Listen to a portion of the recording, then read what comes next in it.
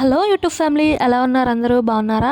ఒక Sunday chicken తిందామనిపించింది, అందుకని chicken తెచ్చాము. ఇది నేను చేయట్లేదు, మా హబ్బీ చేస్తున్నారు. స్టవ్ వెలిగించి బాండీ పెట్టి ఫస్ట్ అయితే ఆయిల్ పోసుకున్నారు. తర్వాత ఆనియన్స్, మిర్చి అండ్ కొత్తిమీర అన్నీ వేసుకొని ఆయిల్లో డీప్ ఫ్రై చేస్తున్నారు. ఎర్రగా వేపేసుకున్న తర్వాత అల్లం వెల్లుల్లి పేస్ట్ వేశారు. టోస్ట్ బాగా కలిపేసుకుంటున్నారు.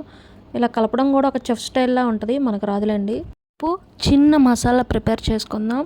దానికోసం అయితే నేను ఒక 7-8 జీడిపప్పు పలుకులు అండ్ 2 మీడియం సైజ్ టమాటాలు తీసుకున్నాను. దానిలోకి గసగసాలు, ఒక ప్యాకెట్ గసగసాలు తీసేసుకొని మెత్తగా పేస్ట్ పట్టుకున్నాను. ఈలోపు ఆనియన్స్ వేగాక చికెన్ వేసేసుకున్నారు. చికెన్ వేసి ఆ అల్లం వెల్లుల్లి పేస్ట్ అనేది చికెన్లోకి బాగా కలిసిపోయేంత వరకు చికెన్ని బాగా కలుపుకున్నారు. ఇలా పూర్తిగా కలిపేసుకోవాలి. అల్లం వెల్లుల్లి పేస్ట్ అనేది పచ్చివాసన అంతా పోయేంత వరకు చికెన్ని బాగా ఫ్రై చేసుకొని దాని తర్వాత ఉప్పు, పసుపు వేసుకున్నారు. క్లిప్ మిస్ అయింది. తర్వాత నేను పట్టిన పేస్ట్ని కూడా డ్రాప్ చేసుకున్నారు. మొత్తం బాగా ఆ పేస్ట్ మొత్తం, మసాలా మొత్తం చికెన్కి పట్టేంత వరకు ఉంచుకొని లాస్ట్లో సరిపడా కారం వేసుకున్నారు.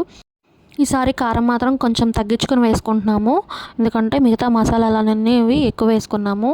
గరం మసాలా, అల్లం వెల్లుల్లి పేస్ట్, మిర్చి ఇవన్నీ ఎక్కువ అవడం వల్ల కారం కొంచెం తక్కువ వేసుకున్నాము. ఇది మసాలా కారం కదా, బాగా ఘాటుగా ఉంటుందని కొంచెం తక్కువ వేసుకున్నాము.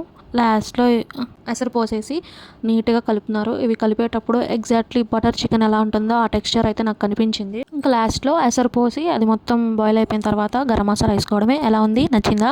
అలా డేస్ తర్వాత హస్బెండ్ చేతి వంట తినడం టేస్ట్ అయితే సూపర్ వచ్చింది. Thank you. Subscribe our channel.